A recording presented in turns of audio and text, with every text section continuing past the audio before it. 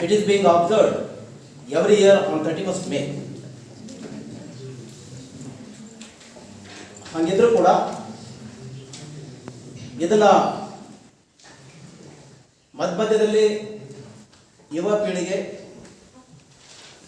ಎಚ್ಚರಿಸೋದಕ್ಕೋಸ್ಕರ ಅದರ ಬಗ್ಗೆ ಗಮನವನ್ನು ಹರಿಸೋದಕ್ಕೋಸ್ಕರ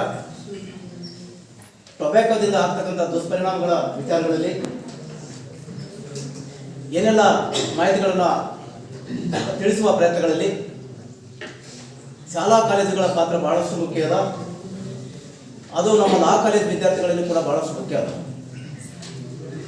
ಈ ಮೆಸೇಜನ್ನು ಹಳ್ಳಿ ಜನರಿಗೆ ತಲುಪಿಸಿ ಅವರಿಗೆ ತಂಬಾಕು ಮುಕ್ತ ಜೀವನವನ್ನು ಸಾಗಿಸಲಿಕ್ಕೆ ಅವರನ್ನು ಎತ್ತರಗೊಳಿಸ್ತಕ್ಕಂಥ ಅದರ ದುಷ್ಪರಿಣಾಮಗಳ ಬಗ್ಗೆ ತಿಳಿಸಿ ಹೇಳಿ ಅದಕ್ಕೆ ಇರತಕ್ಕಂಥ ಶಿಕ್ಷೆ ಅವೆಲ್ಲವುಗಳ ಬಗ್ಗೆ ಅವರಿಗೆ ಹೇಳಿ ಅದರಿಂದ ಮುಕ್ತರನ್ನಾಗಿ ಮಾಡಿಸುವ ನಿಟ್ಟಿನೊಳಗೆ ಎಸ್ಪೆಷಲಿ ಕಾನೂನು ವಿದ್ಯಾರ್ಥಿಗಳು ಸ್ಪೆಷಲ್ ಟಾಸ್ಕ್ ಅನ್ನು ಹೊಂದಿದ್ದಾರೆ.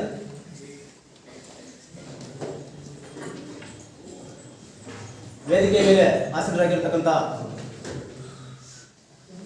ಈ ದಿನದ ಅಧ್ಯಕ್ಷತೆಯನ್ನು ವಹಿಸಿರ್ತಕ್ಕಂಥ ನಮ್ಮ ನಿಮ್ಮೆಲ್ಲರ ಅಚ್ಚುಮೆಚ್ಚಿನ ಪ್ರಾಂಶುಪಾಲರಾಗಿರ್ತಕ್ಕಂಥ ಡಾಕ್ಟರ್ ಶಿವಾನಂದ ಎಸ್ ಸರ್ ಅವರೇ, ಹಾಗೂ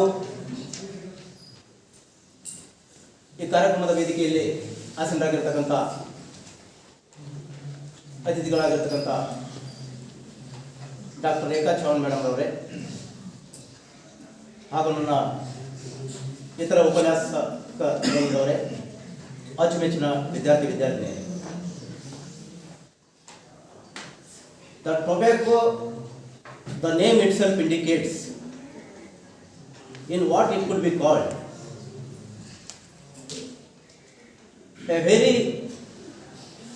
A silent and pervasive killer of the human being. It pervades all through the body, sparing no organ of the human body.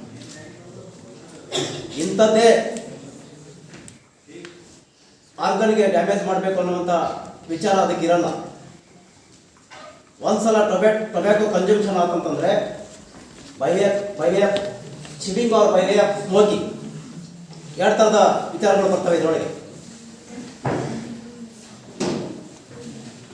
ಅದು ನಮ್ಮ ದೇಹದ ಪ್ರತಿಯೊಂದು ಅಂಗಾಂಗಗಳನ್ನು from the head to toe,